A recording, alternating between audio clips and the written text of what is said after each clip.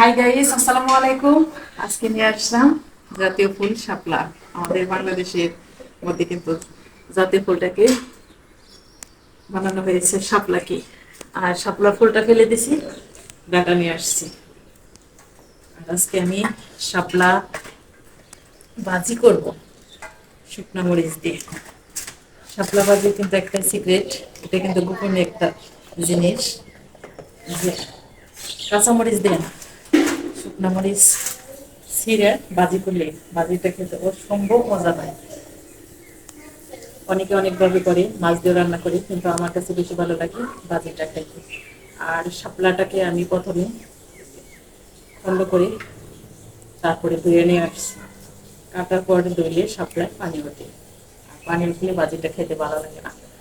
আর যার কারণে আমি আগে ধুইছি, এখন কাটতেছি। আশা করি আপনাদের কাছে ভালো লাগবে এভাবে যদি আপনারা করে খেয়ে দেখেন আমার কথা মতো। অনেকে হয়তো জানে না শাপলা ভাজিতে হলুদ দেয়, কিন্তু কখনো হলুদের প্রয়োজন হয় না, শুধু শুকনো মরিচ। আর শাপলাগুলো কিন্তু কেনা না, এগুলো আমাদের বাড়ির পাশে যে বিল আছে, বিল থেকে তুলে আনা হয়েছে।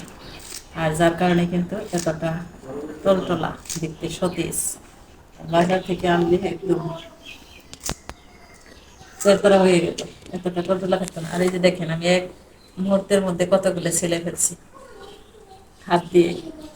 আর এখন সবগুলো একত্রে ধুয়ে কাইটা নেব, খুব সহজ কিন্তু। আর বিনামূল্যে পুষ্টিকর খাবার খাইতেছি। আর শাপলা কিন্তু অনেক পুষ্টিকর সম্পন্ন একটা খাবার। আর আমার এত বেশি পছন্দ এই শাপলা, আমি ফারিয়ানের বাবারে একদম পাগল করে ফেলি।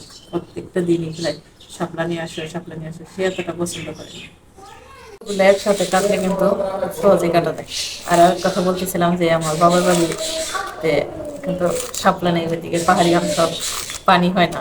আর এখানে তো বিল নদী সবই আছে, যার কারণে নদীতে তার শাপলা হয় না, বিলে শাপলা হয়।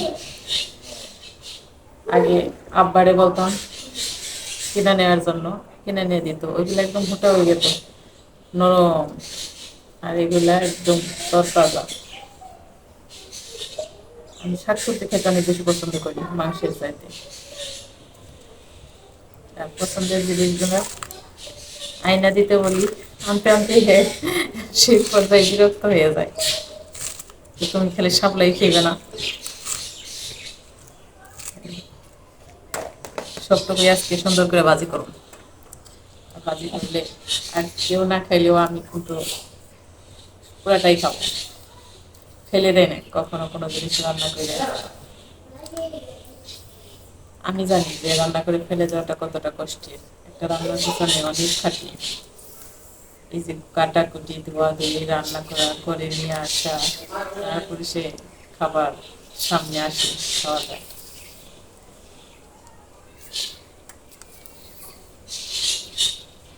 আপনাদের সাথে কথা বলতে বলতে আমার কাটাকাটি প্রায় শেষের দিকে। আর আজকে প্রথম খাবো, এখন পর্যন্ত খাই নেই। বিলে কিন্তু শাপলা আসছে অনেকদিন হয়, কিন্তু আমার খাওয়া হয় নাই। আজকে ফারিয়ানের বাবাই আগ্রহ করে এনে দিচ্ছে।